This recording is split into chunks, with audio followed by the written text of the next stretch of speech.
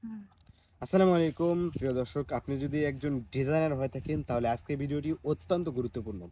তাই ভিডিওটি স্কিপ না করে অবশ্যই ফুল ভিডিওটি দেখবেন।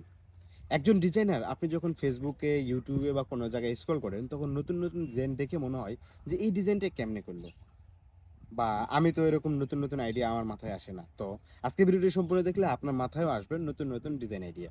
তো আপনি কি করবেন, আপনি বেশি বেশি ডিজাইন প্র্যাকটিস করবেন। প্রিন্টারেস্ট, এরপরে হচ্ছে বিহান্সে বেশি বেশি ডিজাইন দেখবেন। এবং সবচেয়ে গুরুত্বপূর্ণ বিষয় কি, যারা যারা বড় বড় ডিজাইনার তারাও কিন্তু প্রতিনিয়ত কপি ডিজাইন করে। তাই আপনি কপি ডিজাইনের মধ্যে ফোকাস করবেন, অর্থাৎ আপনি প্রিন্টারেস্টে যাবেন, একটা ডিজাইন পছন্দ করবেন, সেই ডিজাইনটা হুবহু করার চেষ্টা করবেন। তো এভাবে যখন আপনি প্রতিনিয়ত কপি ডিজাইন করবেন, একসময় দেখবেন আপনার মাথায় ইউনিক ইউনিক ডিজাইন আইডিয়া চলে আসবে। এবং এত সুন্দর সুন্দর ডিজাইন আইডিয়া আপনার মাথায় আসবে যেগুলো দেখবেন যে আসলে আনবিলিভেবল। আপনি যখন ডিজাইন করবেন দেখবেন বেশিরভাগ ডিজাইনাররা দেখবেন যে দুই তিনটা ডিজাইন মিলে একটা ডিজাইন করে, এটাই কিন্তু একটা ইউনিক ডিজাইন হয়ে যায়। তো আপনি যখন বেশি বেশি প্র্যাকটিস করবেন তখন ডিজাইন আইডিয়াগুলো আপনার মাথার মধ্যে থেকে যাবে, এবং ওগুলো থেকে কিন্তু আপনি নতুন নতুন ডিজাইন করতে পারবেন। তাই আমি মনে করি যে ভালো একজন ডিজাইনার হওয়ার ক্ষেত্রে এবং ভালো ভালো ডিজাইন এবং ইউনিক ডিজাইন করার ক্ষেত্রে আপনাকে বেশি বেশি কপি ডিজাইন করতে হবে।